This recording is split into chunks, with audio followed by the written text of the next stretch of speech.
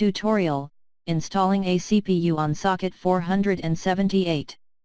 Info tutorials for PC desktops.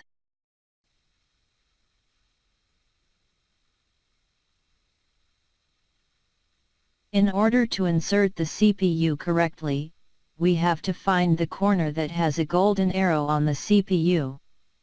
Then we have to look at the socket corner that corresponds to the arrow we find. We open the safety mechanism and put the CPU in its position.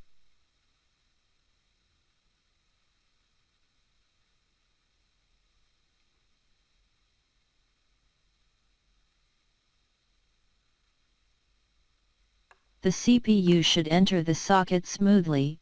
We can put a finger lightly on to confirm that it is securely fastened. Then close the safety mechanism to complete the installation. Info tutorials for PC desktops.